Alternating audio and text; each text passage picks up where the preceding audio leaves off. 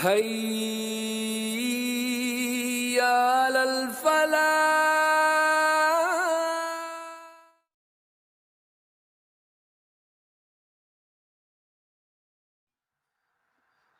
معزز و مکرم ناظرین و ناظرات، السلام علیکم ورحمۃ اللہ وبرکاتہ۔ سورہ بنی اسرائیل رکن نمبر 5، اس کی مختصر سی تفسیر آپ کے سامنے انشاءاللہ بیان کر دی جائے گی۔ اس کی پہلی آیت جو ہے اللہ تعالیٰ اس میں فرماتے ہیں، بسم اللہ الرحمن الرحیم، وَلَقَدْ صَرَّفْنَا فِي هَذَا الْقُرْآنِ لِيَذَّكَّرُوا، اور ہم نے پھیر پھیر کر بیان کیا اس قرآن مجید میں، فی هَذَا الْقُرْآنِ، ہم نے بدل بدل کر پھیر پھیر کر بیان کیا اس قرآن مجید میں۔ کیا بیان کیا؟ توحید کو بیان کیا اللہ تعالیٰ نے۔ کیوں بیان کیا؟ لیذکروا، تاکہ یہ نصیحت حاصل کریں، تاکہ یہ سبق حاصل کریں۔ وما یزیدہم الا نفورا، مگر یہ نہیں بڑھاتا انہیں مگر نفرت ہی میں۔ گویا کہ اللہ تعالیٰ فرما رہے ہیں کہ قرآن مجید میں اللہ تعالیٰ نے گوناگوں اسلوبوں میں سے توحید کے دلائل کو بیان کیا ہے، لیکن اس کے باوجود بھی یہ لوگ جو ہے توحید کو نہیں سمجھ پا رہے ہیں، یہ لوگ جو ہے اللہ سے دور ہوتے جا رہے ہیں۔ دیکھیے یہ مکی صورت ہے۔ مشرکین مکہ، جیسے کہ آپ نے بارہا سنا ہے اور یہ آپ علم رکھتے ہیں کہ شرک کی خباثتوں میں مبتلا تھے، شرک کا دامن وہ ان سے چھوٹا نہیں جا رہا تھا، وہ ہر لحظہ شرک کی غلاظت میں اپنے آپ کو ملوث کیے رکھنا پسند کرتے تھے۔ اور شرک ایک بہت بڑا فتنہ ہے، ایک بہت بڑا جرم ہے جو انسان کرتا ہے اس روئے زمین پر۔ اللہ کی نافرمانیوں میں سب سے بڑی نافرمانی شرک ہے۔ ایک بات قابل غور ہے، سمجھنے کے قابل ہے، اور اس پہ ہمیں بارہا غور کرنا چاہیے، بلکہ ہر دن ہمیں غور کرنا چاہیے۔ قرآن مجید نے شرک کی اتنی زبردست مذمت کیوں کی؟ مکی صورتیں تو بھری پڑی ہیں شرک کی مذمت، اور اتنی تفصیل کے ساتھ شرک کو واضح کر دیا گیا ہے تاکہ ایک ذرا سا شائبہ بھی انسان کے اندر نہ رہ جائے کہ وہ شرک جیسی خباثت کو، شرک جیسے گناہ کو نہ سمجھ سکے۔ قرآن مجید میں اللہ تعالیٰ نے، کیونکہ اللہ تعالیٰ کو سب سے ناپسندیدہ عمل جو ہے وہ شرک ہے، اس لیے قرآن مجید نے، اللہ تعالیٰ نے قرآن مجید میں اس شرک کو ہی سب سے زیادہ واضح مثالوں کے ذریعے سے سمجھایا ہے، تاکہ انسان کے سامنے اس کے ایک ایک جز کو جو ہے وہ واضح کر دیا جائے، اس کو کھول کھول کر بیان کر دیا جائے، مثالوں کے ذریعے سے بیان کر دیا جائے، دلائل کے ذریعے سے بیان کیا جائے، لاجک کے ذریعے سے بیان کیا جائے، اور انسان کو اس شرک پر غور کرنے کی دعوت دی گئی ہے قرآن مجید میں۔ جتنا واضح شرک کو اللہ تعالیٰ نے قرآن مجید میں کیا ہے، اتنا ہی واضح جو ہے اللہ تعالیٰ نے توحید کو بھی واضح کیا ہے، اپنی الوہیت کو بھی واضح کیا ہے،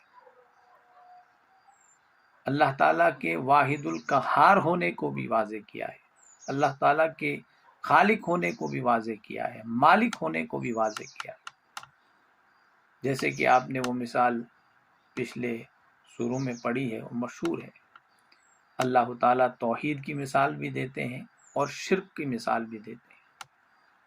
اللہ تعالیٰ توحید کی مثال یوں بیان کرتے ہیں کہ توحید کی مثال اس درخت کی مانند ہے جس کی جڑیں زمین میں کافی نیچے پیوست ہیں، ڈیپلی روٹڈ درخت ہے، اور اس کی شاخیں جو ہیں آسمان تک پھیلی ہوئی ہیں۔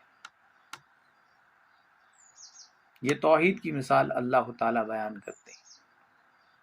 اور شرک کی مثال کیا ہے؟ شرک جو ہے وہ ڈیپلی روٹڈ درخت نہیں ہے، وہ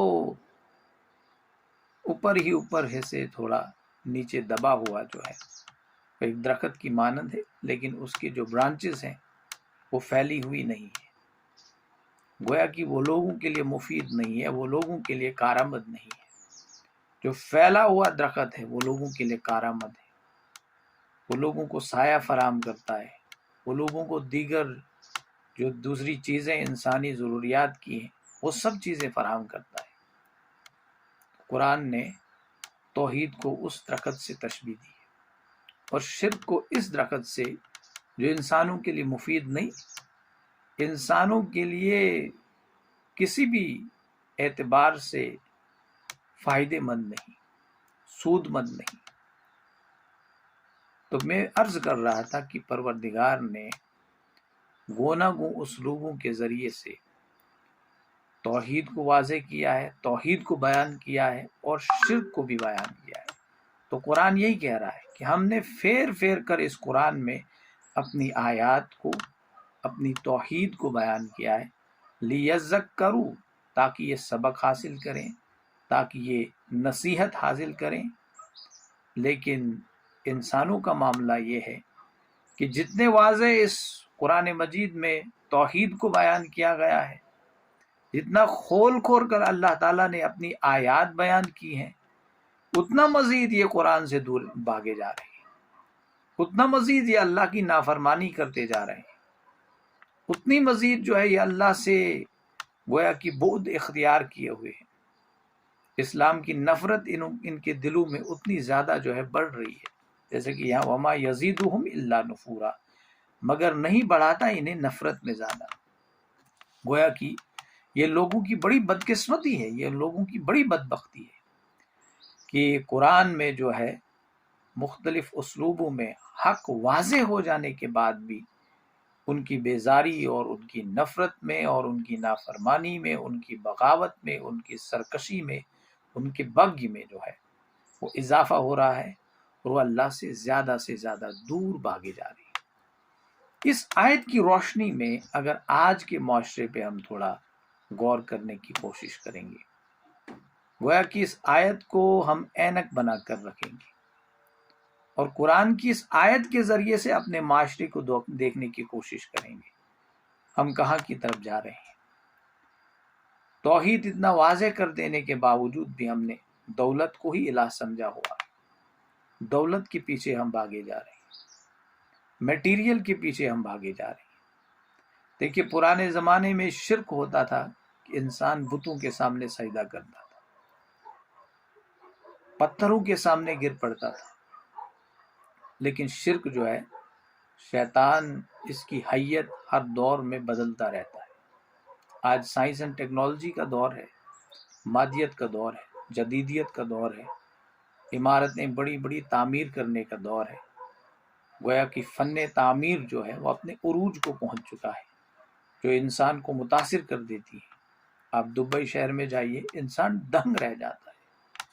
آپ ویسٹرن کنٹریز میں جائیے، یوٹیوب کے ذریعے سے انسان دیکھتا ہے، انسان حیران ہو جاتا ہے کہ انسان نے کتنی ترقی کی، اور یہ چیزیں انسان کو متاثر کر دیتی ہیں۔ انسان بڑے بڑے شہروں میں دولت کی ریل پیل دیکھتا ہے، لوگوں کا لائف سٹائل دیکھتا ہے، انسان متاثر ہوتا ہے، لوگوں کی خوشحالیاں دیکھتا ہے، انسان متاثر ہوتا ہے۔ وہ بھی انہی خوشحالیوں میں جو ہے گویا کہ مصروف رہنے کی کوشش کرتا ہے، وہ بھی اس طرز زندگی کو اختیار کرنے کی کوشش کرتا ہے، وہ بھی اس اسٹینڈارڈ تک پہنچنے کی کوشش کرتا ہے جس اسٹینڈارڈ کی حامل جو ہے آج کی یہ جدید قومیں ہیں، جدید اقوام ہیں، مغربی اقوام ہیں یا مشرقی اقوام۔ جو بھی اس قسم کا طرز عمل اپنائے گا، چاہے وہ مشرق میں ہو، مغرب میں ہو، نارتھ میں ہو، ساؤتھ میں ہو، جہاں کہیں بھی ہو، تو انسان اسی قسم کا طرز عمل اور اسی قسم کا معیار اپنانے کی کوشش کرتا ہے۔ اب اس معیار کے سینٹر پہ جو چیز کام کرتی ہے، جو کار فرما ہے، وہ دولت ہے۔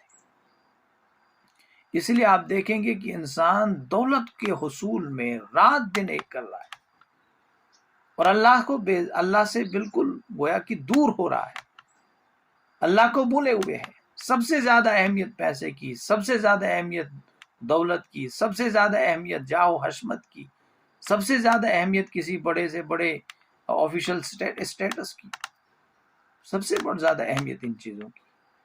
اور اللہ کے نبی اکرم صلی اللہ علیہ وسلم نے فرمایا کہ مجھے اپنی امت کو سے یہ زیادہ خوف نہیں، یہ خطرہ ہے کہ یہ میرے جانے کے بعد شرک میں مبتلا ہو۔ مجھے یہ خطرہ ہے کہ کہیں یہ دنیا کی محبت میں گرفتار نہ ہو جائے، دنیا کی محبت میں بہہ نہ جائے۔ اور اسی لیے نبی اکرم صلی اللہ علیہ وسلم نے فرمایا تعیس عبد الدینار و درہم، تباہ و برباد ہو جائے دینار و درہم کا بندہ، خاک آلود ہو جائے دینار و درہم کا بندہ، دولت کی پجاری خاک آلود ہو جائے۔ تو یہ نہیں سمجھنا چاہیے ہمیں کہ شرک کا مطلب صرف یہ ہے کہ انسان جو ہے کسی بت کے سامنے سجدہ ٹیک دے، وہ تو شرک کی ایک گھناؤنی شکل ہے۔ اسے تو آج کے دور میں یہ کہا جاتا ہے کہ یہ آرتھوڈاکس نوعیت کے جو ہے بت پرست ہیں، مشرک ہیں۔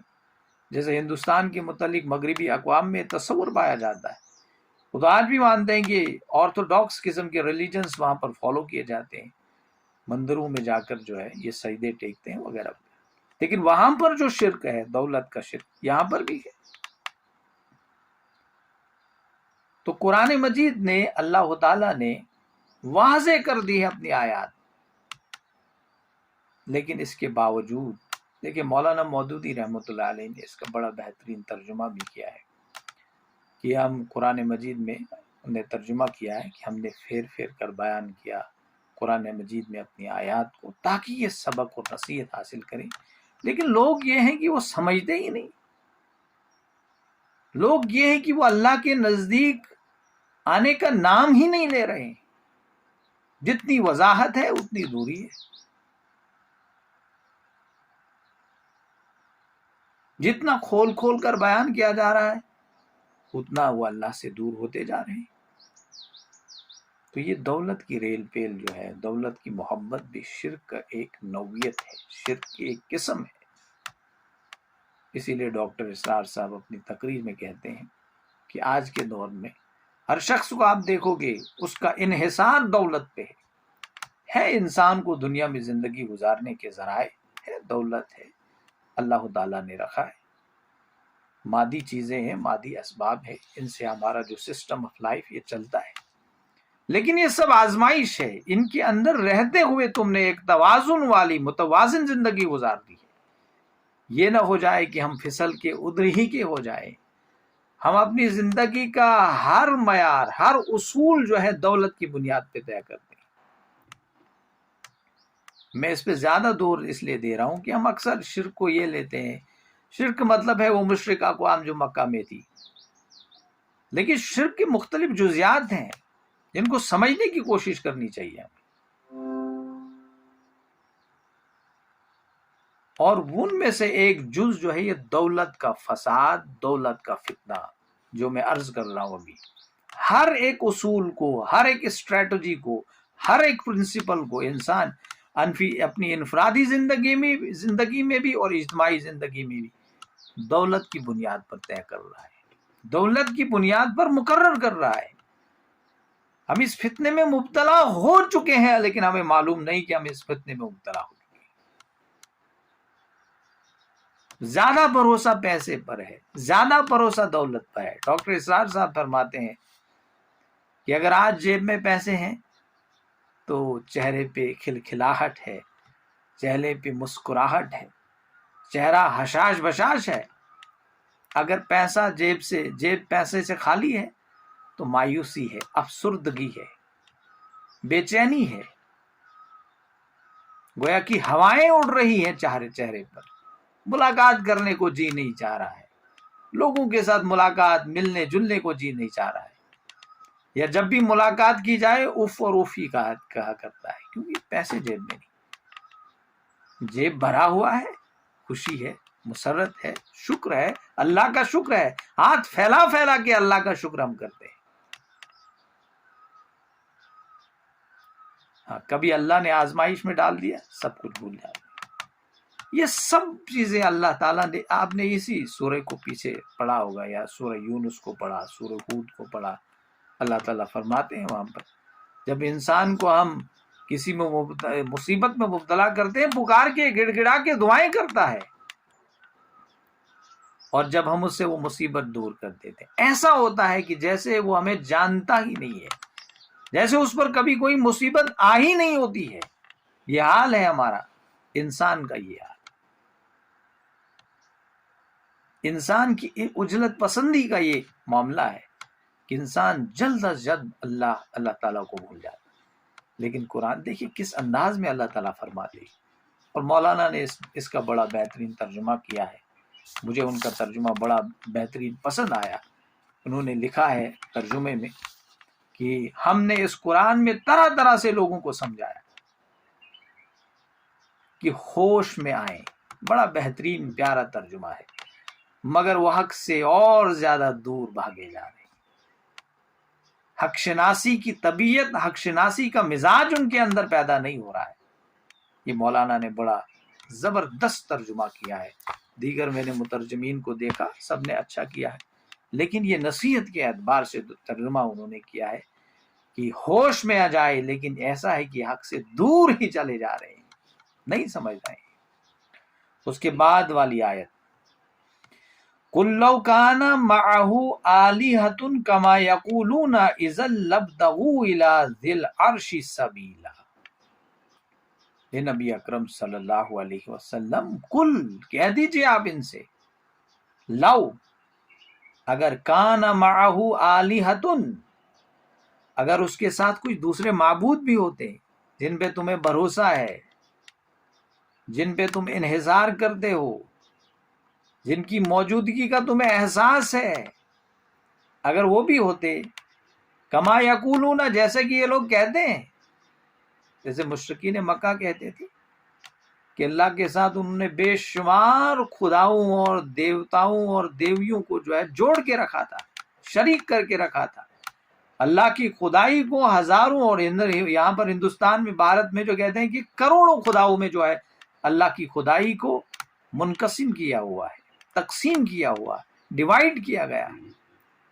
ہوا کا خدا ایک ہے، روشنی کا خدا ایک ہے، زمین کا خدا ایک ہے، طوفان کا خدا ایک ہے، جیسے یونانیوں میں تھا محبت کا خدا ایک ہے، یا جن کا ذکر آپ نے پیچھے پڑھا اسی سورہ بنی اسرائیل میں، جب فلسطینی جو ہے، یہ فلسطی قوم جو تھی، جو بستی تھی یہاں فلسطین میں، جب یہاں سے بنی اسرائیل گئے تھے، وہ شرک میں مبتلا تھے، ان کے ہاں محبت کا دیوتا اور محبت کی دیوی ہوا کرتی تھی، رشتہ جوڑنا تھا اسی سے مانگنا تھا، وہ اسی کی دین سمجھتے تھے کہ اس نے یہ محبت کا رشتہ، یہ جو رشتہ جڑ رہا ہے یا جو بھی کچھ ہے، اور انہوں نے بے حیائی کا ایک گناونا فلسفہ جو ہے ان دیویوں اور دیوتاؤں کے ساتھ جوڑ کے رکھا تھا محبت کے ضمن میں۔ حشیت کا خدا، استغفر اللہ العظیم۔ اتنا انسان جب بگڑ جاتا ہے، وہ کسی بھی حد تک جا سکتا ہے، وہ سب کچھ بھول جاتا ہے، اپنا انسان ہونا جو ہے اسے اس کا احساس نہیں رہتا ہے۔ جب ایک انسان چوری کرتا ہے، وہ انسانیت کے معیار سے گر جاتا ہے، ایک انسان ظلم کرتا ہے، ظالم بنتا ہے، انسانی معیار سے گر پاتا ہے۔ میں کل دیکھ رہا تھا، شہید محمد مرسی مصر کے صدر تھے، ساتھ میں السیسی جو ہے، عبد الفتاح السیسی، وہ بھی اس کے ساتھ ہے، اور بڑے غور سے ان کی باتیں سن رہا ہے جب وہ پریزیڈنٹ تھے، اور صدر محمد مرسی رحمۃ اللہ علیہ، ان کی بڑی نوازشیں اس پر تھیں، لب، لیکن جب لالچ اور شیطان نے اس پر غلبہ پایا، کس سفاکیت کا مظاہرہ کیا وہ آپ کے سامنے۔ انسان سب کچھ بھول جاتا ہے، کس نے میرے ساتھ اچھا کیا ہے، سب کچھ بھول جاتا ہے۔ انسان احسان فراموش ہے، خدا کا تو ہم احسان فراموش ہے ہی نہیں، ہر جگہ ہر لمحہ احسان فراموشی کا مظاہرہ کرتے ہیں، ہر لمحہ احسان فراموشی۔ اللہ تعالیٰ فرماتے ہیں کہ نبی اکرم صلی اللہ علیہ وسلم ان سے کہہ دیجئے کہ اللہ کے ساتھ دوسرے معبود بھی ہیں، جیسے کہ یہ کہہ رہے کما یقولون، تب تو وہ ضرور تلاش کرتے، اذا لابتغوا الی ذی العرش سبیلا، وہ ضرور تلاش کرتے صاحب عرش کی طرف کوئی راستہ۔ گویا کہ وہ اللہ کے ساتھ جھگڑ پڑتے۔ اللہ نے قرآن مجید میں توحید کی جو مثالیں بیان کی ہیں وہ سمجھا رہے اللہ تعالیٰ۔ اگر وہ بچپن میں ایک نظم پڑھا کرتے تھے ہم، اگر دو خدا ہوتے، اگر دو خدا ہوتے بارش پہ بھی جھگڑا ہوتا، ایک کہتا میں نے بارش برسانی ہے، دوسرا کہتا میں نے بارش نہیں برسانی، ایک کہتا میں نے سورج کو جو ہے طلوع کرنا ہے، دوسرا کہتا نہیں کرنا ہے، ایک کہتا میں نے سیاروں اور ستاروں کو چمکانا ہے، ان کو روشنی دینی ہے، دوسرا کہتا نہیں، ایک کہتا میں نے دریاؤں کو بہانا ہے، دوسرا کہتا میں نہیں۔ تو اس طرح سے پورا نظام جو ہے درہم برہم ہو چکا ہوتا ہے، اور قرآن یہی مثالیں بیان کرتا ہے۔ کیا تم اتنی عقل نہیں رکھتے ہو؟ کیا تمہیں اتنا ہوش نہیں ہے؟ کیا تم اتنا سمجھ نہیں سکتے ہو کہ اگر دو دو تین تین خدا ہوتے تو یہ دنیا جو ہے یہ کس قسم کا منظر نامہ پیش کرتا؟ تو یہ کہتے ہیں کہ اگر واقعی اللہ کے ساتھ دوسرے معبود ہوتے، ان کو سمجھایا جا رہا ہے کہ بے وقوف و احمق لوگوں، ذرا سمجھنے کی کوشش تو کرو کہ اگر واقعی اللہ کے ساتھ دوسرے معبود ہوتے، دوسرے جو شریک تم نے کیے ہیں ان کا وجود ہوتا، وہ تو ضرور سرکشی اور بغاوت کرتے، جیسے کہ میں نے عبد الفتاح السیسی کا ذکر کیا۔ اب وہ سبارڈینیٹ تھا، ایک اقتدار تھا۔ اب وہ مشرکین مکہ تو کہتے تھے خدا ایک ہی ہے، اس سے نیچے بے شمار خدا ہے، انہیں کہا جا رہا ہے کہ وہ تو سرکشی اور بغاوت پر اتر آتے، کیونکہ ہر ایک انسان کی خواہش جو ہوتی ہے وہ اعلیٰ سے اعلیٰ منصب حاصل کرنے کی ہوتی ہے۔ آج کوئی فائنانس منسٹر ہے، اس کی خواہش ضرور ہوتی ہے، یا ہوم منسٹر ہے، اس کی خواہش ضرور ہوتی ہے میں صدر بن جاؤں، صدر مملکت بن جاؤں، وزیر اعظم بن جاؤں۔ اب اس سے بھی بڑا کوئی منصب ہوتا ہے تو انسان اس کی بھی خواہش کر دیتا۔ اب یونائٹڈ نیشنز آرگنائزیشن تو پوری دنیا کے ممالک کا ایک جو آرگنائزڈ سیٹ اپ ہے، اس کا جو جنرل سیکریٹری ہے، اب اس کی اس لیے کوئی خواہش نہیں کرتا ہے کیونکہ اس کے پاس پاورز نہیں ہے، وہ تو صرف نام نہاد ایک آرگنائزیشن رہ چکی ہے۔ اگر واقعتاً اس کی کوئی مطلب حیثیت ہوتی، اس کا پوری دنیا میں دبدبا ہوا کہ اس کے لاز، اس کا حکم مانا چاہتا، تو میرے خیال سے یہ پورے دنیا کے جو ممالک ہیں، یہ پرائم منسٹرز اور صدر اور یہ بھی الیکشن لڑتے، اس کے لیے بھی الیکشنز کا گویا کہ وہ ایک معاملہ ہوتا، اور جیسے کہ وہاں پر جو بھی سسٹم ہے الیکٹ کرنے کا، اس سے بھی بڑھ چل کر ایک منظم انداز میں، آج بھی منظم انداز میں ایسی بات نہیں۔ تو میں عرض کر رہا تھا کہ ہر ایک انسان اوپر والی سطح کی خواہش کرتا ہے۔ جیسے میرے کئی دوست ہیں، وہ آج بھی جو ہے، ہم تو دین کا کام نہیں کرتے ہیں، دین کا جذبہ تو ہمارے اندر گویا کہ بالکل وہ دن بدن کم ہوتا جا رہا ہے، وہ آج بھی کہتے ہیں کہ ہمیں وہ پوزیشن چاہیے، اگر وہ پوزیشن حاصل ہوگی اس سے اوپر کی خواہش کرتے ہیں، اور دین کا کام ادھر سے کہتے ہیں دین کا کام بھی کرنا ہے۔ لیکن دو کام بیک وقت نہیں ہو سکتے ہیں، آپ نے ایک راستے کو چوز کرنا ہے، آپ نے چوز کیا اس کے بعد پچھتانا نہیں ہے۔ آپ نے چوز اللہ کے لیے کیا ہے، آپ نے چوز اپنے لیے نہیں کیا تھا، اپنی ریکوگنیشن کے لیے نہیں کیا تھا، اپنے انٹروڈکشن کے لیے نہیں کیا تھا کہ میں دین کا کام کروں پوری دنیا مجھے جانے، میں دین کا کام کروں میرا تعارف پوری دنیا میں عام ہو جائے، اس کے لیے دین کا کام نہیں کرنا ہے۔ دین کا کام تو اس لیے کرنا ہے کہ اللہ کے ہاں میرا تعارف ہو جائے، اللہ مجھے جانے، فرشتے مجھے جانے۔ لیکن بدقسمتی سے دین کے کام کی نوعیت بھی آج بدل چکی ہے۔ ہم یہ سمجھتے ہیں کہ دین کا کام کرنے کی وجہ سے پوری دنیا میں میرا ذکر ہو، پوری دنیا کے لوگ جان جائیں۔ شیطان کا ایک بہت بڑا وسوسہ ہے، اور اس کے ذریعے سے شیطان ہمیں اغوا کرتا ہے۔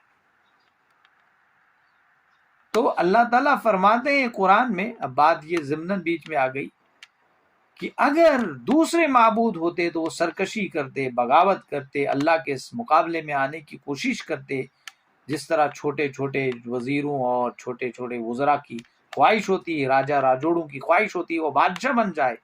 اور آپ نے دیکھا ہے، تاریخ کا مطالعہ کیجیے، وزیر اپنے بادشاہ کے خلاف گیا ہے اور اس کی بغاوت کی ہے، اور اس کو گدی سے ہٹا کر خود گدی نشیں ہوا ہے۔ بے شمار مثالیں تاریخ میں پڑی ہوئی ہے۔ وہ کسی نہ کسی طرح سے انسان اپنی خواہش کی تکمیل کے لیے سرکشی، بغاوت، ڈکیتی، دھوکہ دہی، ہر نوعیت کا فساد جو ہے وہ برپا کرنے کی کوشش کرتا ہے، لیکن اس کی خواہش کی تکمیل ہونی چاہیے۔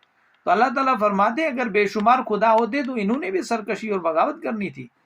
یہ تو سب مل جل کے خدا کے سامنے کھڑے ہو جاتے، اللہ کی بغاوت کرتے۔ اب آپ ذرا سی مثال کو سمجھ لیجئے، اللہ تعالیٰ نے ابلیس کو تھوڑا سا اختیار دیا تھا، آگ سے بنایا اللہ تعالیٰ نے اسے، علم دیا تھا، کچھ صلاحیتیں، کچھ طاقتیں دی تھی۔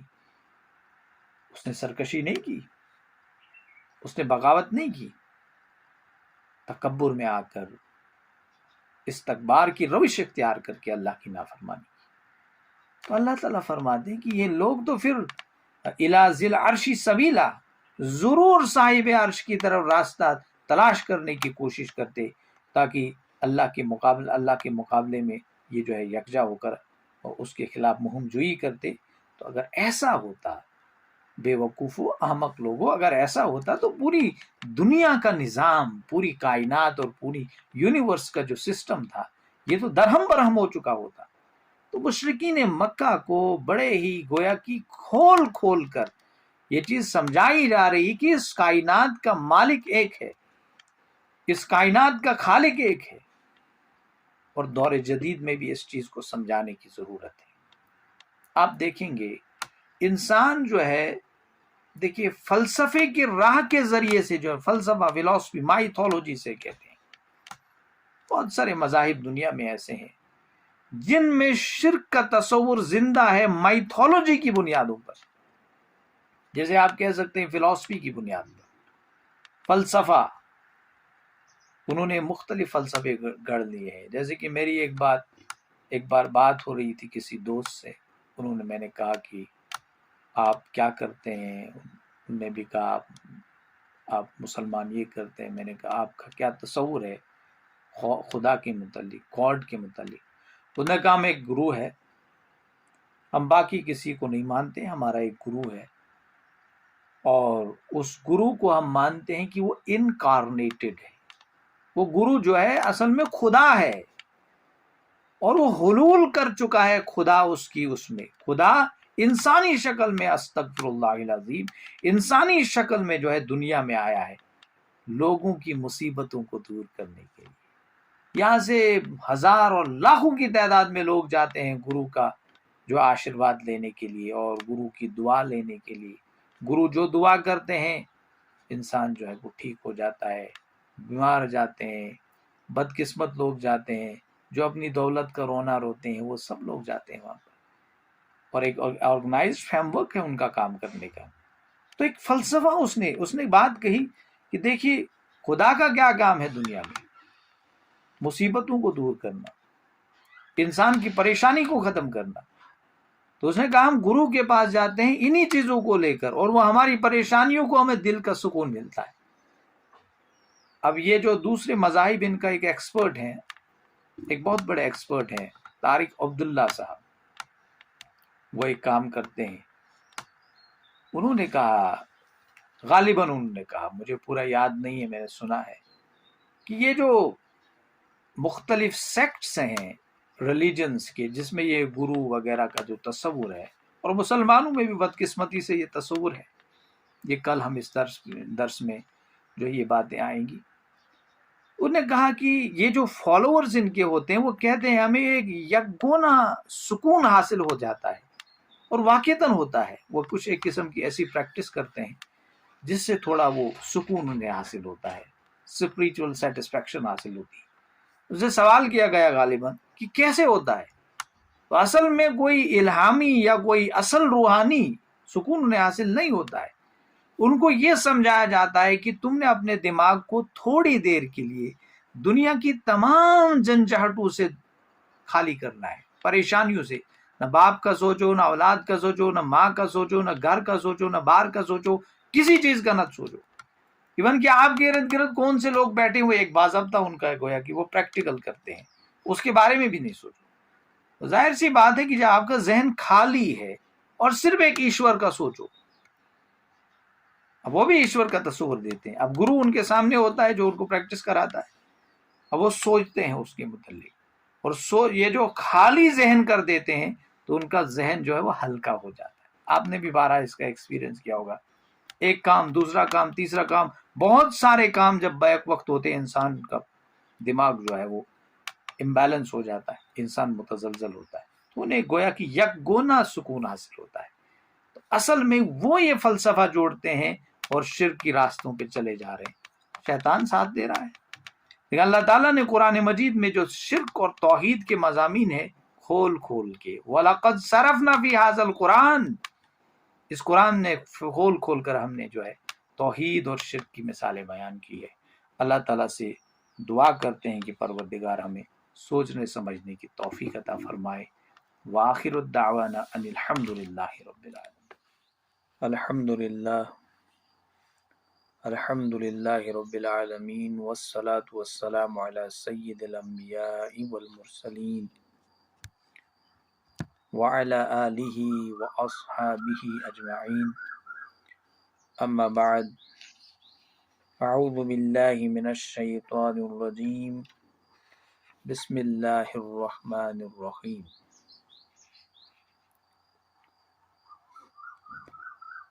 سبحانہ وتعالی عما یقولون علوا کبیرا،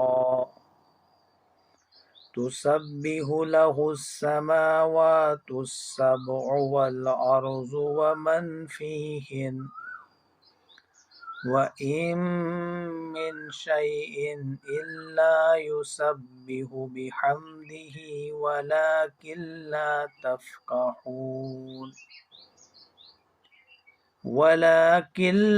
تفقهون تسبيحهم إنه كان حليما غفورا،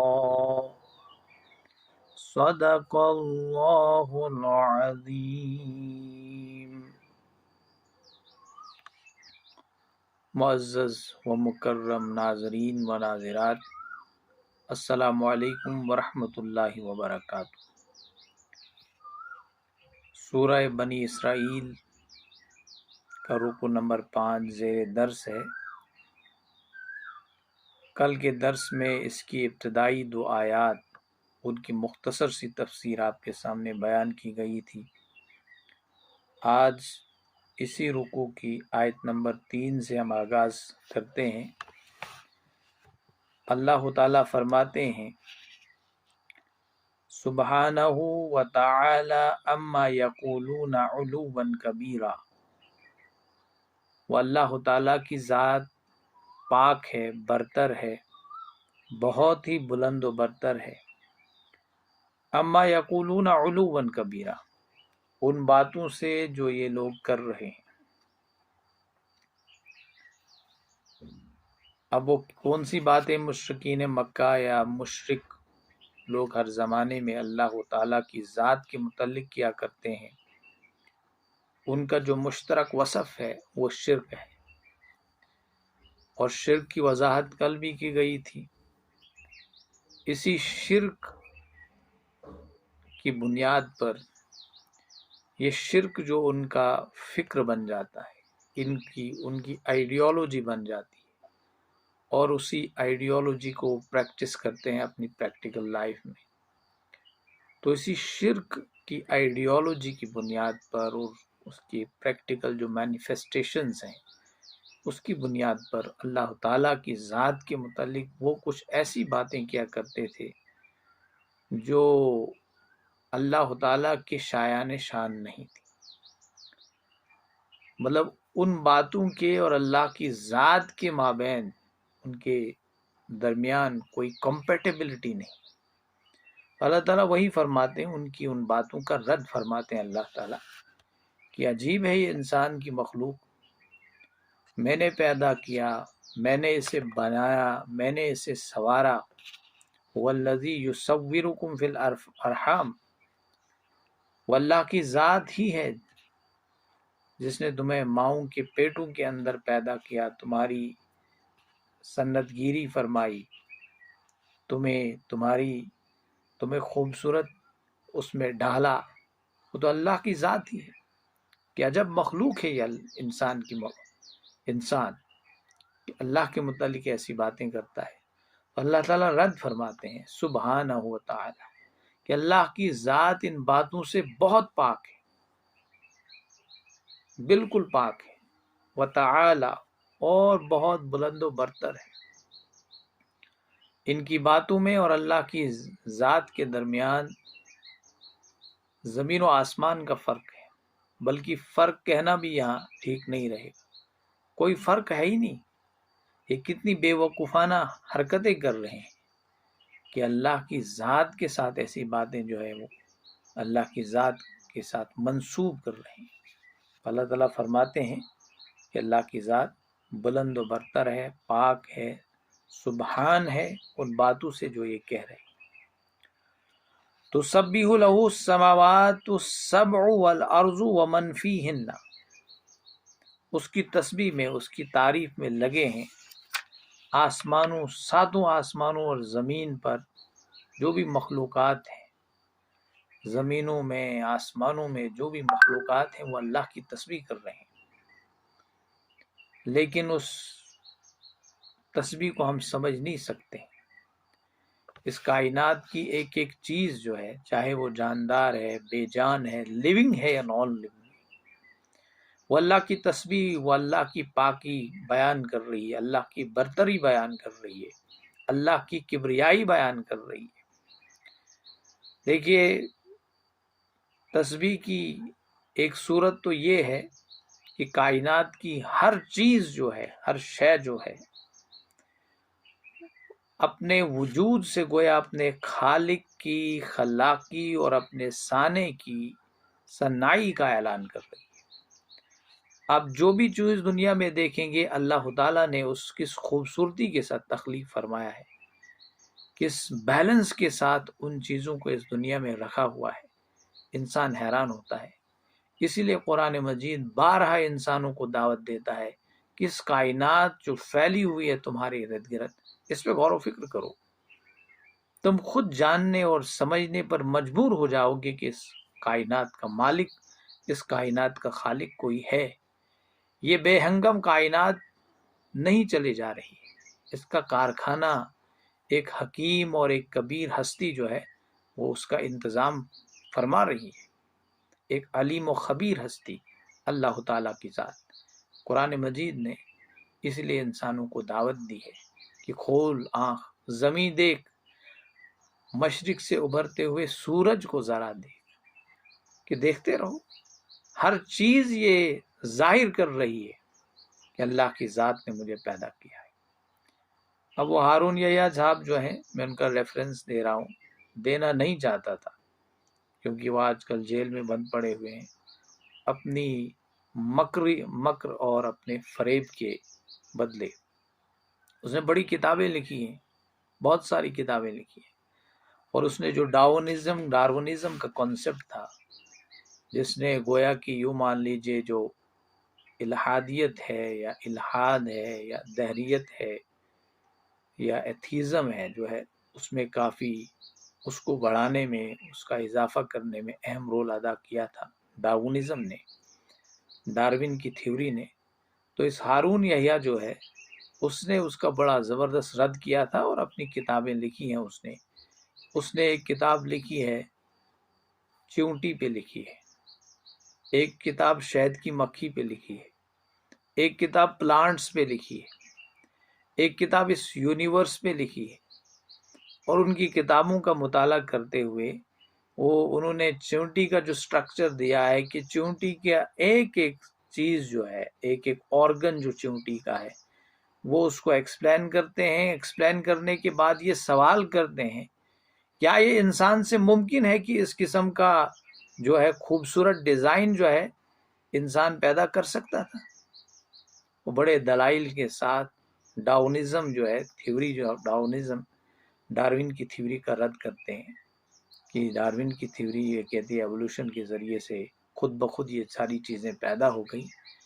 تو اپنی کتابوں میں انہوں نے جو ہے کہا ہے کہ اسپیشل کریشن ہے انسان کی، یہ اس مخلوقات کی، اس کائنات کی اللہ کی ذات ہے جس نے اس کو پیدا کیا ہے۔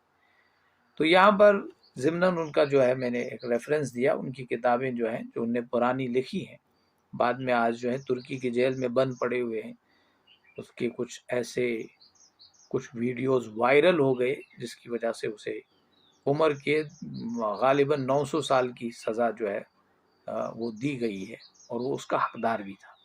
جو کچھ ویڈیوز میں دکھایا گیا ہے کہ ان کے اتنے بڑے پائے کا آدمی تھا یہ ہارون یحییٰ کہ ڈاکٹر ذاکر نائک صاحب جو ہے یہاں سے ملاقات کرنے کے لیے ان کے ساتھ گئے تھے اور اس کا انٹرویو کیا تھا۔ آپ کو یہ معلوم ہونا چاہیے۔ اب کس کو معلوم تھا یہ پس پردے یہ انسان کیا کر رہا ہے؟ اور اتنی کتابیں ہیں، بے شمار کتابیں ہیں، 200 سے زائد کتابیں ہیں انہی جیسے موضوعات پہ۔ بہرحال تو اللہ تعالیٰ کی صنائی اور اللہ تعالیٰ کی خلاقی جو ہے، ہر چیز جو ہے گویا کہ اس کا اعلان کر رہی ہے۔ جس طرح کوئی مصور جو ہوتا ہے وہ کوئی تصویر بناتا ہے، اب جس قسم کی تصویر ہوتی ہے، اگر کوئی خوبصورت تصویر ہے وہ خود اس مصور کے معیار فن کا اظہار کرتی ہے۔ تو گویا کہ دنیا میں جتنی بھی مخلوقات ہیں اللہ تعالیٰ نے انہیں بالکل آسن انداز میں ڈھالا ہوا ہے۔ کوئی بھی مخلوق آپ لیجئے، دنیا کا کوئی بھی آپ گویا کہ کریچر لیجئے، اس پہ تحقیق کر لیجئے، انسان حیران ہو جاتا ہے۔ ایک بیکٹیریا کو لیں گے ہم، ایک چھوٹا سا بیکٹیریا، اس کا جو سٹرکچر ہے، اس کے سٹرکچر پہ بے شمار کتابیں لکھی جاتی ہیں۔ اس کا سیل وال جو ہے باہر سے، انسان جب اس پہ غور کرتا ہے یا اس کے اندر جو سیل میمبرین ہے اس پہ غور کرتا ہے، اس کا سٹرکچر، سیل میمبرین کا سٹرکچر کتنا مطلب حکیمانہ ہے اور کتنا ویل ڈیزائنڈ ہے، انسان حیران ہو جاتا ہے۔ تو یہ سوال اللہ تعالیٰ کرتے، یہ خود سے یہ چیزیں پیدا ہو سکتی ہیں؟ یہ تو ناممکن ہے۔ جب یہ دنیا میں اتنی بڑی بہترین بڑی بڑی مشینیں جو ہیں جو کام کر رہی ہیں انسان کے لیے، یہ خود سے ڈیزائن نہیں ہو رہی ہے، انسان ان کو ڈیزائن کر رہا ہے، انسان ان کو بنا رہا ہے، انسان ان کو انوینٹ کر رہا ہے، انسان ان کی ڈیزائننگ کر رہا ہے، اور بڑے ہی غور و فکر کے بعد ان کو ایک اچھے ڈیزائن میں ڈھال دیتا ہے۔ تو کیا یہ دنیا کی چیزیں جو ہے، اتنی بڑی کریچرز جو ہے دنیا میں، اسپیشیز جو ہے، یہ خود سے کیا وجود میں آئیں گی؟ تو اللہ تعالیٰ جو ہے فرما رہے ہیں کہ دنیا کی ہر چیز جو ہے اللہ کی تسبیح کر رہی ہے۔ اور یہ تو ایک مان لیجئے کہ مانوی اعتبار سے میں بات کر رہا تھا کہ ہر ایک شے اللہ تعالیٰ کی تسبیح اس طرح بیان کر رہی کہ گویا کہ اس کا وجود ہی یہ ظاہر کر رہا ہے کہ اللہ جو ہے ایک ذات ہے جس نے مجھے تخلیق کیا ہے۔ لیکن احادیث میں آیا ہے، نبی اکرم صلی اللہ علیہ وسلم ایک مرتبہ آپ نے اپنے ہاتھ میں کنکریاں لی، اور حدیث میں آیا ہے شہد کی مکھیوں کی طرح بنبناہٹ کی آواز وہاں سے سنائی دی جا رہی تھی، اور رسول اللہ صلی اللہ علیہ وسلم نے فرمایا کہ یہ اللہ کی تسبیح کر رہی ہے۔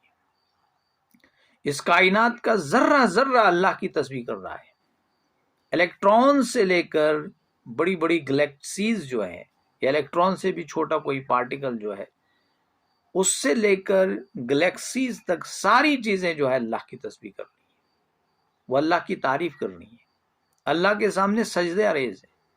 بخاری شریف کی حدیث ہے، نبی محترم صلی اللہ علیہ وسلم نے فرمایا کہ یہ جو سورج ہے یہ اللہ کی تسبیح کرتا ہے، یہ طلوع ہونے کے بعد سیدھا کہاں جاتا ہے؟ آپ نے سوال کیا رسول اللہ صلی اللہ علیہ وسلم نے اپنے صحابہ سے، اے میرے صحابہ کیا تمہیں معلوم ہے یہ سورج طلوع ہونے کے بعد کہاں جاتا ہے؟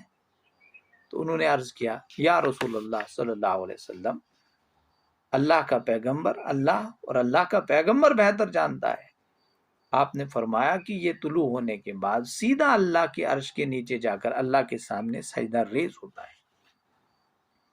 ایک دن اسی طرح یہ جائے گا، اللہ کے سامنے سجدہ ریز ہوگا، پھر یہ اجازت مانگتا ہے طلوع ہونے کی، اسے اجازت ملتی ہے، ہر روز اجازت ملتی ہے، پھر طلوع ہو جاتا ہے۔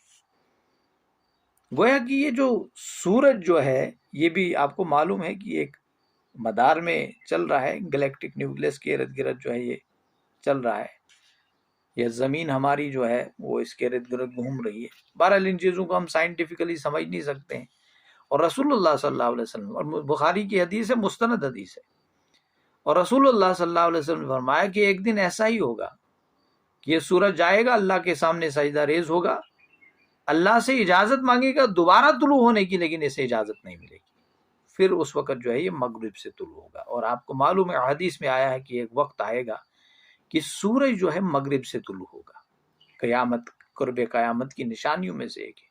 اور سائنس بھی اس بات کی جو ہے گویا کہ اس کو مان رہی ہے کہ سورج کی لائف میں ایک دن ایسا آئے گا کہ سورج کو ویسٹ سے ہوا ہے وہ نکلنا پڑے گا۔ بہرحال ضمناً باتیں آ گئی، اللہ تعالیٰ تو ہر شے جو ہے، ایٹمز ہیں، مالیکیولز ہیں، پروٹانز، نیوٹرانز، واٹ ایور جو بھی کچھ کائنات میں ہے، پلانٹس ہیں، اینٹس ہیں، یہ سب باتیں کرتی ہیں، اللہ کی تسبیح کرتی ہیں، یہ پرندے چرندے سب اللہ کی تسبیح کر رہے ہیں، کوئی شے نہیں ہے جو اللہ کی تسبیح نہیں کر رہی۔ ایک ضعیف حدیث آئی ہے، رسول اللہ صلی اللہ علیہ وسلم نے فرمایا، اب ضعیف حدیث ہے، اس میں گویا کہ ضعف ہے، لیکن پھر بھی ضعیف حدیث کا مطلب یہ نہیں ہے کہ اس کو رد کر دیا جائے۔ رسول اللہ صلی اللہ علیہ وسلم نے فرمایا کہ اپنی سواریوں پہ جب آپ بیٹھتے ہو اور ان کو کسی بستی سے گزار کے چلتے ہو تو ان کو روکا مت کرو زیادہ دیر لوگوں سے باتیں کرنے کے لیے، کیونکہ تمہاری سواریاں تم سے بھی زیادہ جو ہے، بعض سواریاں ایسی ہوتی ہیں جو اللہ کی تسبیح کرتی ہیں، وہ ڈسٹرب ہوتی ہیں، گویا کہ وہ مطلب ان میں دخل اندازی جو ہے، دخل انداز ان کی تسبیح میں مت ہوا کرو۔ اور آپ کو یہ بھی معلوم ہے، آج یہ بھی سائنس کہتی ہے کہ پلانٹس بھی آپس میں کمیونیکیٹ کرتے ہیں۔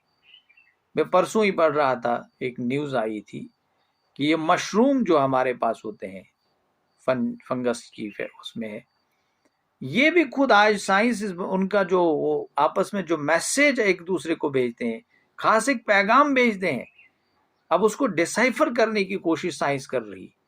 تو آج تو یہ سائنس گویا کہ ہر ایک لیونگ آرگنزم جو ہے، نان لیونگ آرگنزم کے متعلق بھی جو ہے وہ کچھ ہے ان کی دیکھیے اب ظاہر سی بات ہے، دنیا کی ہر شے، کائنات کی ہر شے جو ہے وہ وائبریٹ کرتی ہے، ظاہر سی بات ہے وائبریشن میں تو کوئی چیز پیدا ہوتی ہے، ساؤنڈ ویوز پیدا ہوتی ہیں، واٹ ایور جو بھی ہے وہ تو تسبیح ہوگی، اللہ نوز بیٹر۔ بہرحال تو اللہ تعالیٰ فرماتے ہیں کوئی چیز نہیں ہے مگر وہ تسبیح کرتی ہے اللہ کی، اس کی حمد کے ساتھ، لیکن تم سمجھ نہیں سکتے اس کی تسبیح کو، لا تفقہون تسبیحہم، تم نہیں سمجھ سکتے اس کو۔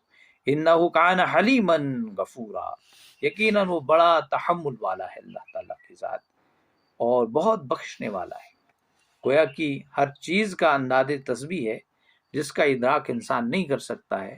اور قرآن مجید نے یہ سورۃ الحامیم السجدہ کی آیت نمبر 21 میں یہ بات جو ہے واضح کر دی ہے کہ اللہ تعالیٰ کی قدرت کا ذکر ہے اس میں، کہ اس نے ہر چیز کو دنیا میں، اس کائنات میں قوت ناطقہ عطا کی ہے۔ گویا کی قوت، وہ آپس میں ایک دوسرے سے کمیونیکیٹ کرتے ہیں، اور جب روز محشر ہوگا، انسان جب کھڑے کر دیے جائیں گے، اور انسان کا ایک ایک جز جو ہے، اب مفسرین نے لکھا ہے کہ انسان کا جسم کا ایک ایک جز جو ہے وہ اللہ کی تسبیح بیان کر رہا ہے، ہمارا ایک ایک سیل، ہم جس سے چیزوں سے بنے وہ تسبیح بیان کر رہے ہیں۔ اللہ نے ہمیں اختیار کر دیا ہے، ہم نافرمانی کر رہے ہیں، ہمارے بال جو ہیں اللہ کی تسبیح کر رہے ہیں۔ تو کل آخرت میں جو ہے جب اس کے ایک ایک اعضا جو ہے وہ اس کے خلاف گواہی دیں گے، انسان کے خلاف گواہی دیں گے، تو وہ حیران ہو کر اپنی کھالوں سے پوچھیں گے، اپنی سکن سے پوچھیں گے، تو یہ سب کیا معاملہ ہے، تم ہمارے ہی خلاف گواہی دے رہے ہو؟ تو ان کی جو کھالیں جو ہے وہ جواب میں کہیں گے کہ وہ اللہ ہے جس نے ہمیں قوت ناطقہ دی ہے، قوت گویائی دی ہے، اس نے ہی ہمیں بولنا سکھایا ہے، ہم بول رہے ہیں. تو بہرحال وَإِذَا قَرَأْتَ الْقُرْآنَ جَعَلْنَا بَيْنَكَ وَبَيْنَ الَّذِينَ لَا يُؤْمِنُونَ بِالْآخِرَةِ حِجَابًا مَسْتُورًا. اب آئی دوسری بات. اور جب آپ نبی اکرم صلی اللہ علیہ وسلم قرآن پڑھتے ہیں تو ہم آپ کے اور ان لوگوں کے درمیان جو آخرت پر ایمان نہیں رکھتے، لا یؤمنون بالآخرہ، حجابا مستورا، ایک مخفی پردہ حائل کر دیتے ہیں. دیکھیے یہاں پر فرمایا جا رہا ہے کہ جن لوگوں کی نیت قرآن مجید کو سمجھنے کی نہیں ہے، جن لوگوں کے دلوں میں یقین نہیں ہے کہ اللہ کے رسول ہیں یا اللہ کے آخری پیغمبر ہے، اور جو یہ کلام لے کر آئے ہیں اللہ کا کلام ہے، انہیں آپ جتنا کلام اللہ سنائیں گے یہ کبھی ایمان لانے والے نہیں ہیں. آپ ایون کی جتنا کلام ان کو سنائیں گے یہ زیادہ اس سے دور ہوتے جائیں گے، جیسے کہ قرآن مجید نے خود کہا ہے سورۃ البقرہ میں کہ اس قرآن کی وجہ سے ہدایت بھی ملتی ہے اور اس قرآن کی وجہ سے بہت سارے لوگ بھٹک جاتے ہیں. کن لوگوں کی نفرت، ان لوگوں کی کا تعصب اس قرآن کے ساتھ ہے، تمہارے ساتھ ہے، یہ تمہیں دیکھنا پسند نہیں کر سکتے. اب جب کبھی اتفاقاً یہ قرآن سنتے ہیں ان کا کفر مزید بڑھ جاتا ہے. اللہ تعالیٰ فرماتے ہیں، یا سمجھانے کی بات کی گئی ہے کہ یہ جب آخرت کی قائل ہے ہی نہیں، یہ ظاہر پرست ہیں، انہیں سب کچھ نظر اس دنیا میں ہی آ رہا ہے، انہیں آخرت کا یقین ہے ہی نہیں. اسے جب بھی آپ کو قرآن پڑھتے ہوئے کبھی اتفاقاً بھی دیکھ لیں گے تو یہ قرآن کی تاثیر سے متاثر نہیں ہوتے، قرآن کی ایفیکٹیونیس سے جو ہے انہیں کوئی اثر نہیں پڑتا، اثر انداز نہیں ہوتے. یہ قرآن تو وہ شے ہے، بڑے بڑے لوگوں کی زندگیاں بدل دی قرآن مجید. قرآن پہ جو غور کرے گا یہ ہو ہی نہیں سکتا ہے کہ اسے ہدایت نہ ملے تعصب سے بالا تر ہو کر. گیری ملر، اس نے ایک کتاب لکھی ہے، the miracle Quran is the miracle of Quran, a miracle the Quran. وہ غیر مسلم تھا، قرآن مجید پڑھا، پھر یہ کتاب لکھنے پہ مجبور ہوا کہ یہ ایک میریکل ہے، اور اسلام قبول کیا. پہلے ماننے کے لیے تیار نہیں تھا، لیکن قرآن کا مطالعہ کیا، سائنسدان ہے تو قرآن کا مطالعہ کرنے کے بعد اسے ہدایت نصیب ہوئی. ڈاکٹر حمید اللہ صاحب لکھتے ہیں، جو انہوں نے محمود احمد غازی صاحب جو ہیں، ڈاکٹر محمود احمد غازی صاحب جو وفات پا چکے ہیں، بہت بڑے اسکالر تھے. ان کی کتاب ہے محاضرات قرآن، اس میں انہوں نے لکھا ہے، یہ واقعہ نقل کیا ہے کہ ڈاکٹر حمید اللہ صاحب نے مجھے کہا کہ ایک شخص فرانس سے آیا، ایک بہت بڑا پاپ سٹار تھا وہ، اور اس نے کہا میں اسلام قبول کرنا چاہتا ہوں. میں نے کہا اسے کہ تو اسلام کیوں قبول کرنا چاہتا ہے؟ سنگر تھا بہت بڑا. اس نے کہا کہ میں قرآن کو جب سنتا ہوں، اس کی تلاوت میں نے سنی کہیں، تو میں حیران ہو گیا کہ قرآن کا جو اسپریچول جو غنا ہے، جیسے کہ یہ سانگس میں ہوتا ہے، وہ جس کو کیا کہتے ہیں، وہ بیچ بیچ میں وہ سارے گاما سی جو کچھ یہ گانے والے گانے، یہ جو عام طور پر لوگ گانا گاتے ہیں اور اس میں جو سر اور تار ملاتے ہیں، قرآن کا سر اور تال جو یہ تو ایک اسپریچول ہے، ایک روحانی ہے. اس سے میری زندگی جو اندر کی جو ہے، اندر کی لائف جو ہے وہ متاثر ہوئی. لوگ تو گانوں کو کانوں سے سنتے ہیں اور اپنی خواہشات کو کی تسکین کا ذریعہ بناتے ہیں، لیکن اس سے اس قرآن کو سنتے ہوئے ایک عجیب گناہ ہے اس قرآن مجید میں. اس قرآن کا ایک اسپریچول تال اور سر جو ہے اپنا ہے، میں اس سے متاثر ہو کر اس قرآن کو، اس اسلام کو قبول کر رہا ہوں. ڈاکٹر حمید اللہ صاحب کہتے ہیں کہ اسے اسلام قبول کر لیا. بعد میں نے اسے ایک سوڈانی حافظ کے حوالے کر دیا کہ اس کی جو تعلیم و تربیت کا اہتمام کریں، اسے قرآن پڑھائیں. کہتا ہے کہ چند مہینوں کے بعد یا ایک مہینے کے بعد وہ پھر واپس آتا ہے وہ کہتا ہے وہ افراتفری کی حالت میں تھا، اس نے کہا کہ میں اسلام چھوڑنے والا ہوں اگر میرا ایک سوال جو ہے اس کا جواب مجھے نہ مل سکے۔ اس نے کہا کہ جو میوزک کا فیلڈ میں نے اختیار کیا ہوا ہے اس علم کی روح سے، اذا جاء نصر اللہ والفتح ورأیت الناس يدخلون فی دین اللہ افواجا فسبح بحمد ربک واستغفر انہ کان توابا افواجا۔ اس نے کہا کہ یہ جو حافظ صاحب ہیں افواجا پہ رک گئے، لیکن میرا جو میوزک کا نالج ہے وہ یہ کہتا ہے کہ یہاں پر اسے مسلسل آگے بڑھ جانا چاہیے تھا۔ افواجن فسبح بحمد ربک واستغفر انہ کان توابا، اسے ایسے پڑھنا تھا، لیکن اس نے ایسے پڑھا۔ اگر اللہ کا کلام یہ قرآن ہے تو اس میں یہ اتھینٹک ہے، اس میں کسی بھی قسم کی خامی نہیں ہو سکتی ہے۔ تو ڈاکٹر حمید اللہ صاحب کہتے ہیں کہ میں رک گیا تھوڑے سے دیر کے لیے، اچانک پھر بچپن کا مجھے ایک تھپڑ یاد آتا، میرے استاد نے مجھے تھپڑ مارا تھا اسی افواجہ پر، 12-13 سال کا تھا میں تب، کہ میرے استاد نے کہا تھا کہ یہاں پر رکنا نہیں ہے بلکہ آگے بڑھنا ہے۔ تو میں نے اسے سیٹسفائی کیا، یہ واقعہ سنایا کہ ان سے غلطی ہوئی ہے، اصل میں یہ معاملہ ہے۔ کہتے ہیں پھر وہ میرے سے گلے لگا، وہ پھر ایک اچھا پکا مسلمان بنا۔ بہرحال تو بات ہم کر رہے تھے کہ اللہ تعالیٰ فرماتے ہیں کہ یہ نبی اکرم صلی اللہ علیہ وسلم کیونکہ ان کے درمیان جو ہے حائل پردہ کر دیا، تعصب، ہٹ درمی، یہ ان کو آخرت پہ یقین ہے ہی نہیں، تو یہ اسلام جو ہے اس قرآن سے متاثر نہیں ہو سکتے ہیں۔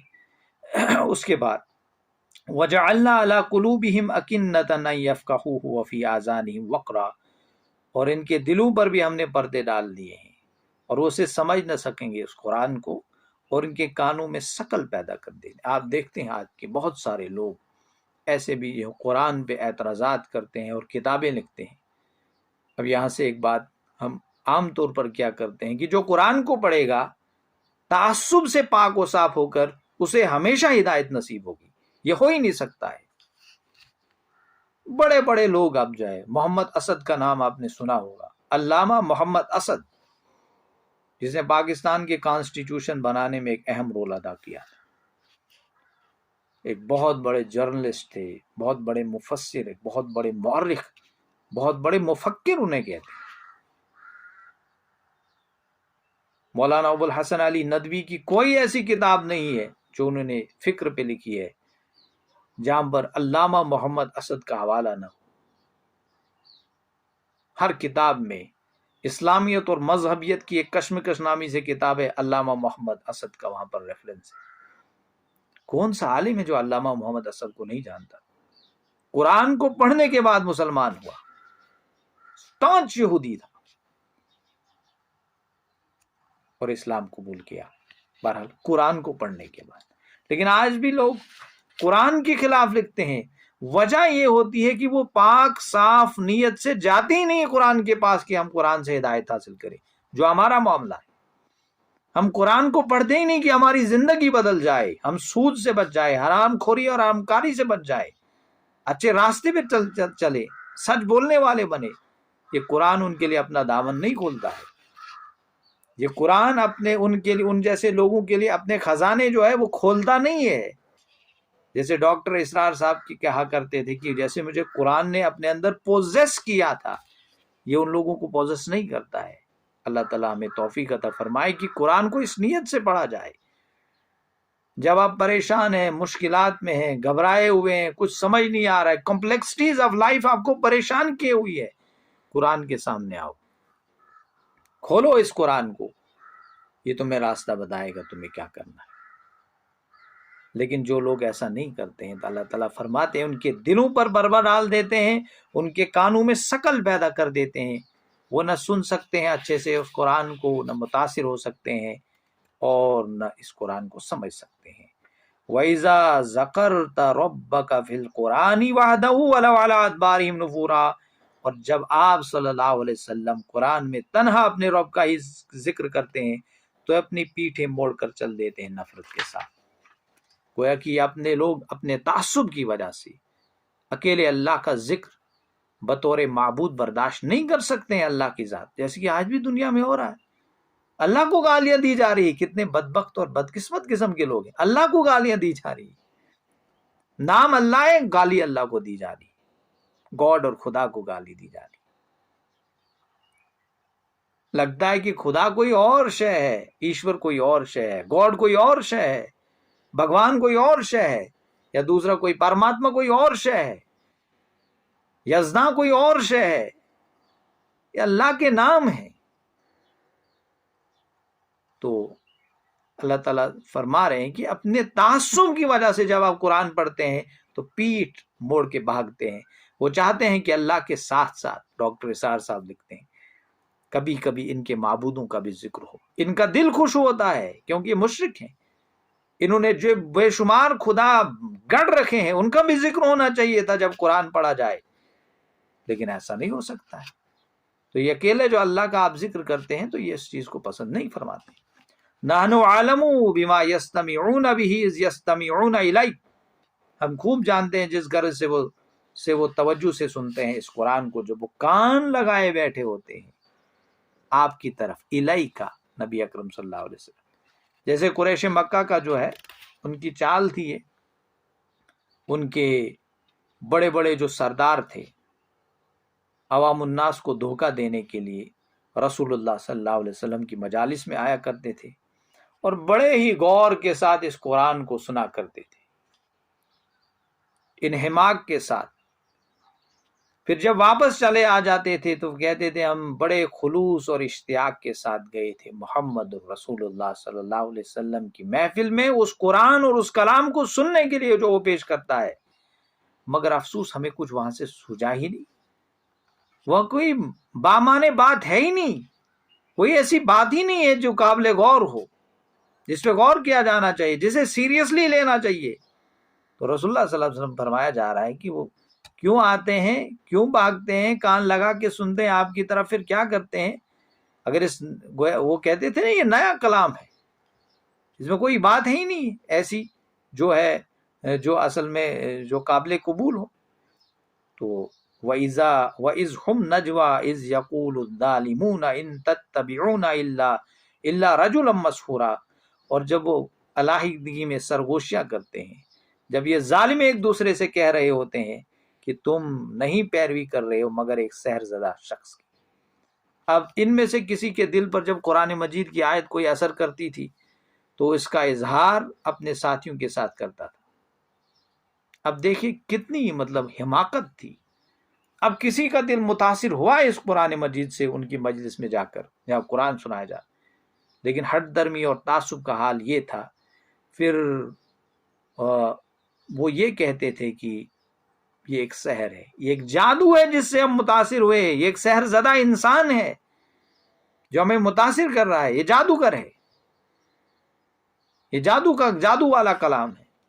اللہ کا کلام ماننے کے لیے تیار نہیں ہوتے تھے۔ انسان جب اللہ کی نافرمانی کرنے لگتا ہے تو اس قسم کی بے سر و باتیں بھی کیا کرتا ہے۔ انظر کیف ضربوا لک الامثال، دیکھیے کیسے بیان کرتے ہیں یہ لوگ آپ صلی اللہ علیہ وسلم کی مثالیں، کبھی آپ کو سحر زدہ آدمی کہتے ہیں، کبھی آپ کو کاہن کہتے ہیں، کبھی آپ کو شاعر کہتے ہیں، بےہودہ باتیں کرتے ہیں، کسی ایک بات پر ان کا کوئی ایگریمنٹ ہے ہی نہیں، اتفاق ہے ہی نہیں۔ فضلوا فلا یستطیعون سبیلا، چنانچہ وہ بھٹک گئے ہیں، اب وہ راہیاب نہیں ہو سکتے، وہ تو آپ کی کسی ایک پوائنٹ پہ اتفاق نہیں کرنے کے لیے تیار ہے۔ یہ بھٹکے ہوئے لوگ ہیں، یہ بے وقوف لوگ ہیں۔ وَقَالُوا أَإِذَا كُنَّا عِظَامًا وَرُفَاتًا أَإِنَّا لَمَبْعُوثُونَ خَلْقًا جَدِيدًا، اور وہ کہتے ہیں کیا جب ہم ہو جائیں گے ہڈیاں اور چور چور تو کیا ہم اٹھائے جائیں گے ایک نئی تخلیق کے ساتھ؟ وہ کہ بڑی حیرت کے ساتھ یہ سوال کیا کرتے ہیں۔ جب ہم مر جائیں گے، گل سڑ جائیں گے، جیسے سورۃ القیامہ میں اس کا ذکر آیا ہے، تو ہم پھر دوبارہ سے ہم کیسے پیدا کیے جائیں گے؟ اللہ تعالیٰ نے فرمایا کہ نہیں، اللہ تمہیں پھر دوبارہ سے پیدا کرنے پر قادر ہے، ایون کہ تمہاری انگلیوں کے جو فنگر پرنٹس ہیں اس کے ساتھ تمہیں پیدا کرے گا۔ سورۃ القیامہ میں اس کا ذکر آیا ہے۔ تو وہ یہ کہتے تھے کہ جب ہم گل سڑ جائیں گے، ریزہ ریزہ ہو جائیں گے، تو ہمیں دوبارہ سے کیسے پیدا کیا جائے گا؟ تو اللہ نے کہا کہ ہم پیدا کریں گے تمہیں. قل کونوا حجارۃ او حدید، کہے خواہ تم پتھر بن جاؤ، لوہا بن جاؤ، تم پتھر بھی بن جاؤ ہم پیدا کر سکتے ہیں، تم لوہا بن جاؤ ہم پیدا کر سکتے ہیں. گویا کہ انہیں فرمایا جا رہا ہے تم چاہے گل سڑ کر مر جاؤ، ریزہ ریزہ ہو جاؤ، تمہیں آگ میں جلایا جائے، تمہیں دریا میں بہایا جائے، تمہیں ہوا میں تحلیل کر دیا جائے، جو کچھ بھی کر دیا جائے، اللہ کی ذات قادر ہے کہ میں تمہیں پھر دوبارہ سے تخلیق کرے گا. اس نے چھوڑنا نہیں ہے تمہیں. دنیا میں ظلم کرتے ہو، دنیا میں مستیاں کرتے ہو، دنیا میں عیاشیاں کرتے ہو، دنیا میں دنیا کی دولت کی ریل پیل کے پیچھے بھاگے دوڑے جا رہے ہو، اللہ تم سے پوچھے گا، چھوڑے گا نہیں. او خلقا مما یکبر فی صدورکم، یا ایسی مخلوق بن جاؤ جو تمہارے دلوں میں ان سے بھی سخت ہو.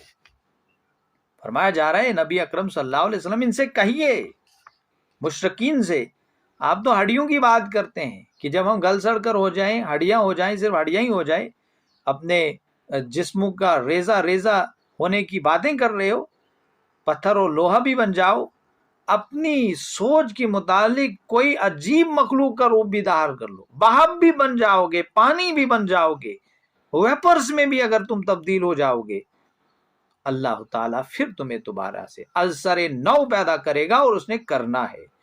فَسَيَقُولُونَ مَن يُعِيدُنَا، پھر کہیں گے کون ہمیں دوبارہ لوٹائے گا. پھر کہیں گے قُلِ الَّذِي فَطَرَكُمْ أَوَّلَ مَرَّةٍ، آپ کہیے نبی اکرم صلی اللہ علیہ وسلم وہی ذات جس نے تمہیں پہلی مرتبہ پیدا کیا تھا پھر تمہیں دوبارہ سے پیدا کرے گا. فَسَيُنْغِضُونَ إِلَيْكَ رُؤُوسَهُمْ وَيَقُولُونَ مَتَىٰ ہوا، پھر وہ آپ کے سامنے اپنے سروں کو مٹکائیں گے اور کہیں گے یہ کب ہوا. لاجواب ہو کر اپنے سروں کو مٹکاتے ہوئے بولیں گے چلو مان لیا یہ سب کچھ ممکن ہے، مگر یہ تو بتائیے یہ سب کچھ کب ہوگا، یہ ایسا کب ہوگا.